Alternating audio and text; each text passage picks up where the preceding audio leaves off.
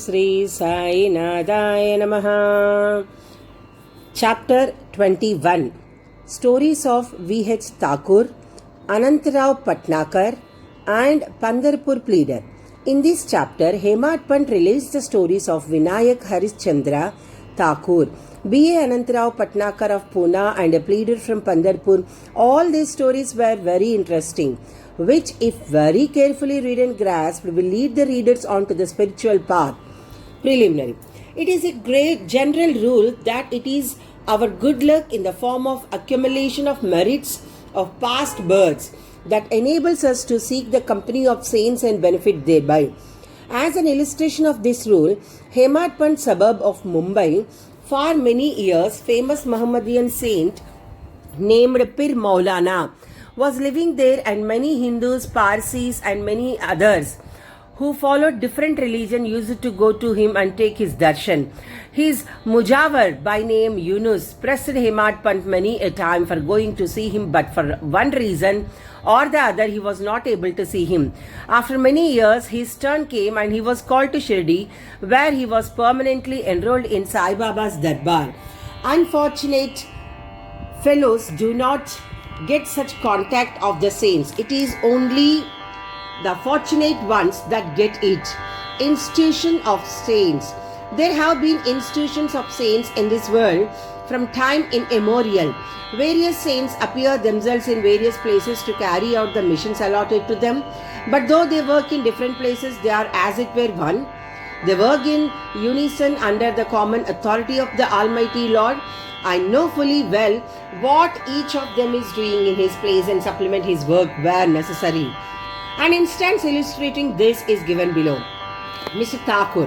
Mr. V.H. Thakur, B.A. was a clerk in the revenue department, and he once came to a town named Vadagaon near Belgaum along with the survey party. There he saw a Kanaresi saint, and bore before him the saint was explaining a portion from the book Vichar Sagar of Nichal Das to the audience. When Thakur was taking his leave to go, he said to him, "You should study this book, and if you do so, your desires will be fulfilled. And when you go to the north in the discharge of your duties in future, you will come across a great saint by your fortune, and then he will show you the future path and give rest to your mind and make you happy." Then he was transferred to Junnar, where he had to go crossing Nane Ghat. This ghat was very steep and difficult, and no other convenience other than a buffalo was of use in crossing it, so he had to take a buffalo ride through the ghat, which was much inconvenient to him. Then he was transferred on promotion to Kalyan, and there he got acquainted with Nana Sahib Chandorkar. He heard much about Sai Baba from him and wished to see him. Next day Nana Sahib had to go to Shirdi, and he asked Thakur to accompany him. He could not do so, as he had to attend the Thana civil court for a civil case. So Nana Sahib went alone. Thakur went to Thane, but there the case was postponed. Then he repented for not accompanying Nana Sahib. Still he left for Shirdi, and when he reached there he found that Nana Sahib had left the place the previous day. Some of his other friends whom he met there took him to Baba. He saw Baba, fell at his feet and was overjoyed. His eyes were full of tears and his hair stood on end. Then after a while the omniscient Baba said to him, "The path of this place is not so easy as the teachings of the Kanaresi saint, or even as the buffalo ride in the Nane Ghat. In this spiritual path you have to put in your breast exertion. It is very difficult." When Thakur heard these significant words, which only he knew, he was overwhelmed with joy. He came to know that the word of the Kanaresi saint had turned true. Then joining both hands and placing his head on Baba's feet, he prayed that he should be accepted and blessed. Then Baba said, "What Appa told you was all right, but these things have to be practiced and lived. Mere reading won't do. You have to think and carry out what you read. Otherwise it is of no use. Mere book learning without the grace of Guru and self-realization is of no avail." The theoretical portion was read from the work Vichar Sagar by Thakur, but the practical way was shown to him at Shirdi. Another story given below will bring out the truth more forcibly. Anantarao Patnakar, one gentleman from Pune, by name Anantarao Patnakar, wished to see Baba. He came to Shirdi and took Baba's darshan. His eyes were satisfied and he was much pleased. He fell at Baba's feet and after performing proper worship said to Baba, I have read a lot, studied Vedas, Vedantas, Upanishad and heard all the Purnas, but still I have not got any peace of mind. So I think all my reading was useless. Simple ignorance. Devout persons are better than myself. Unless the mind becomes calm, learning is of no avail. I have heard from many people that you easily give peace of mind to so many people by your mere glance and potent word. So I have come here. Please take pity on me and bless me. Then Baba told him a parable which was as follows. Parable of 9 balls of stool. Navavida Bhakti. Once a merchant came here. Before him a man passed with his stool. The merchant, intent on his quest, spread the end of his dhotar and gathered all the 9 balls in it. And thus he got concentration of mind. Mr. Patnakar could not make out the meaning of this story, so he asked Ganesh Damodar alias Dada Kelkar, what does Baba mean by this? He replied, I don't know. The mare is God's grace and the 9 balls excreted are the 9 forms or types of bhakti. Shravan, Kirtan, Smaran, Padasevan, Archan, Namaskar, Dasya, Sakyam, Atma Nivedan. These are the 9 types of bhakti. If any of these is faithfully followed, Lord Hari will be pleased and manifest himself in the home of the devotee. All the sadhanas with japa, tapa, yoga practice and studying the scriptures and expounding them are quite useless unless they are accompanied by bhakti, that is devotion, knowledge of the Vedas or fame as a great jnani, and mere formal bhajan are of no avail. What is wanted is full devotion.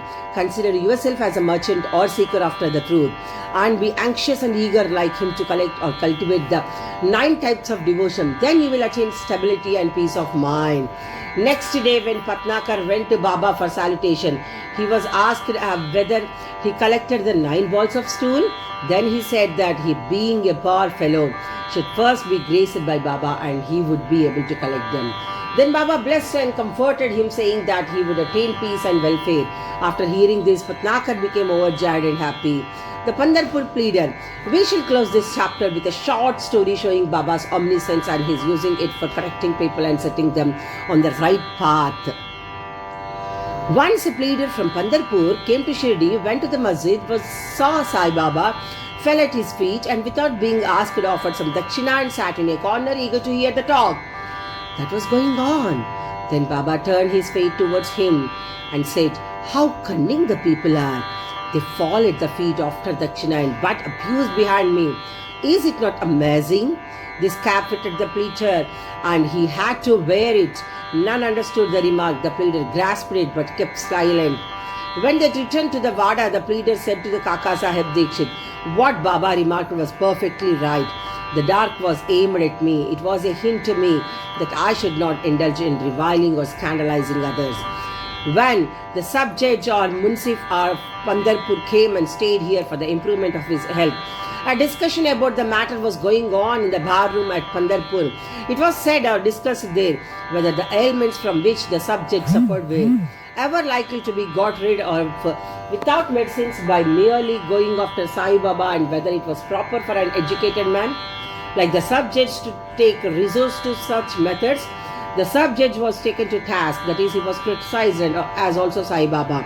I also took part in this affair and now Sai Baba showed the impropriety of my conduct. This is not a rebuke to me, but a favor, a lesson that I should not indulge in any scandal or slander of others and not interfere unnecessarily in others' affairs. Shirdi is about 50 kos from Pandharpur.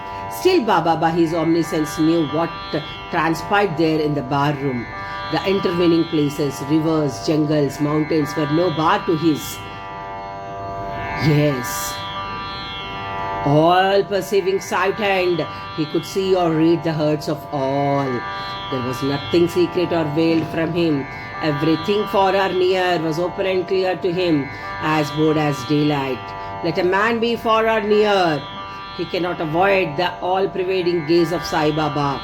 From this incident, the pleader took the lesson that he should never speak ill of others or unnecessarily criticize.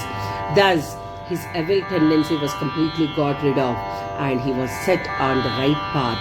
Though the story refers to a pleader, still it is applicable to all.